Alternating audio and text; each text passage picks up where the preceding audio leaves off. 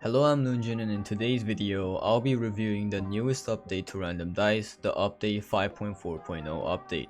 This update brought us a new boss, PvP and co-op changes, new dice changes, battlefield changes, boss changes, and quality of life changes. Let's get right onto the video.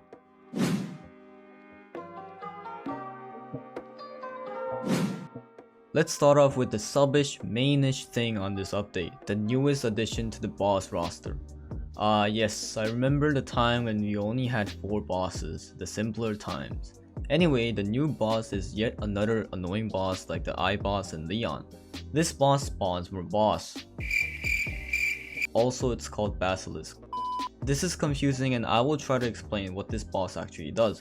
This boss spawns a boss that has half of the current Basilisk's health. The boss that is summoned can be random and it's honestly annoying. It might spawn a night boss wrecking you or a small snake boss that will just give more SP. The worst part is that it can spawn multiple bosses. It really depends on the RNG and it's just annoying. But hey, new content, am I right?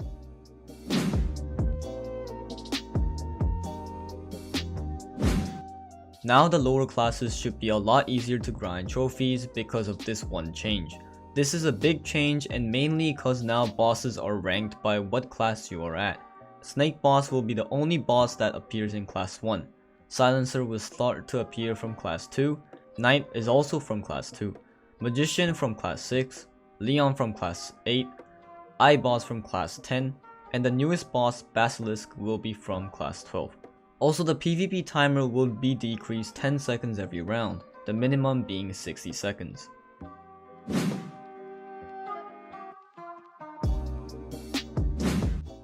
This is what made me think that 111% is doing a good job. Since Random Dice is a mobile game, most players are casual players. They are the players who just play a quick game so that they don't get bored waiting for someone or being on a transportation of some sort, and etc. For these people, having a combo partner is devastating since they won't be able to see the end results and might not enjoy playing the game for over 30 minutes. For these players, 111% changed how co-op is played out. Bosses will no longer spawn every 10th wave, but it will spawn every 5th wave. This means quicker bosses and eventually quicker games. Also, the mini bosses will spawn 3 waves after the initial boss appearance. This means they will spawn at waves that end with 3 and 8. From beyond wave 35, however, it goes back to the normal state of the game where it's the boss wave and the mini boss wave and back to boss wave. However, there's a slight change to the bosses beyond wave 35 and for the rewarding system. Rewards give you 6 times as much once you reach wave 36. Also, there will be 2 bosses spawned each on boss waves.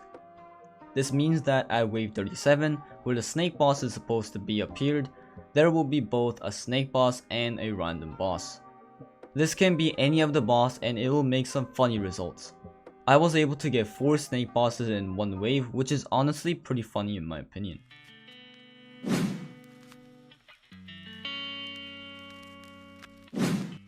There are 4 new dice that are coming to the game. 2 of them are non-legendaries and 2 are legendary. The first non-legendary dice is the Gamble Growth dice. This is a dice where you can gamble your way up to the pit ladder. This means that when given 50 seconds of pure nothingness to the dice, it will grow into a higher dice, but it will be random. It might become a 7 pip or it might just become a 2 pip. However, it cannot attack, so having a field of them will result your death. Next up is the Cracked Growth dice where it is essentially broken. This dice is capable of growing like a normal growth dice. Shouldn't it be legendary then, you may ask, but since it's broken, it has a chance to downgrade, not upgrade to a higher pip. Downgrading when it's at 1 pip will cause it to delete itself from the field, never to be seen again. The next dice is the Royal dice. Royal? What is something that's in random dice that is associated with Royal? It's the night boss. But this time, it is in a dice. It basically does what the night boss does as a boss form. It swaps the dice from the enemy, changing it to be something else. The amount of dice changed will match how many pips there were when merging. So a 4 pip royal dice will pretty much change 4 dice on the enemy side. Last on the new dice is the yin yang dice. Apart from being patriotic and Very kind of the dev team to release such dice. This is basically star and moon combined. Plus it can shoot. If you match the dice horizontally as 5, you will activate the blue side where it will increase the fire rate of the dice. However, if you match vertically as 3 dice, you will activate the red side where it will increase damage. If you have all 7 dice in this order, you will be able to shoot not only fast but deal damage like a truck, hopefully. Pretty cool in my opinion, and thanks for adding this dice for the Korean fanbase.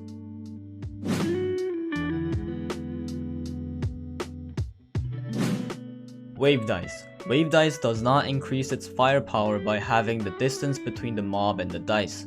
Instead, it will be determined by how long the dice stays in a particular spot. Also, it now deals splash damage like solar. Also gets bigger as time goes by. Flame dice. The dead flames can be revived by putting on a live flame next.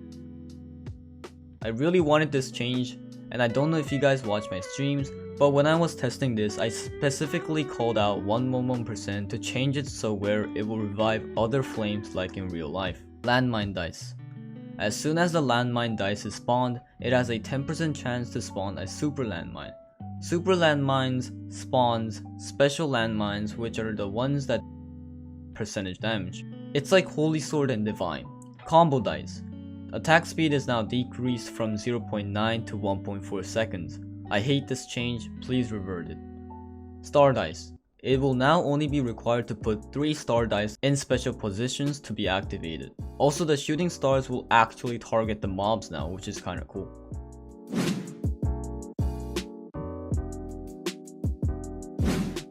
The lava field is finally getting its nerf. It was too OP in my opinion, and hopefully this changes it. It does not deal maximum HP % damage anymore, but now the current HP %. This is a huge nerf since this was used to get up to the higher waves using Holy Sword and Atomic. Now it's impossible to do.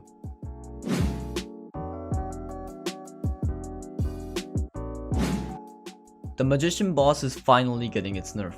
Yes, finally! The cleanse ability where it will remove any status effect is finally removed. Also, the meteor cast time is now increased so that you can dodge it easily.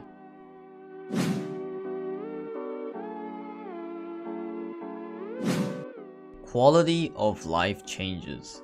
These are some minor changes that I thought I would mention it since it really helped me enjoy the game. First of all, loading times are quicker. There used to be 3 stages of the initial game start loading screen. The first where it will do a little animation and then it will have a text showing connecting to server or loading data. And when it actually loads, the 111% bar shows up and allows you in. Now there is only 1 loading screen to go through, so I like it. Also, the refreshing shop button is smaller and now has a better UI for the options and warning sign. What do you guys think of this new update? Do you think it's helpful for the game or hurting the game? Let me know your thoughts in the comment section down below. Thanks for watching this video. If you enjoyed, please leave a like and subscribe to the channel, which is gonna help me out a huge bunch. Join my random dice crew to play crew battles and share decks. Also join the Discord server if you wanna talk to me personally or to play with others. Thanks for watching once again, and bye!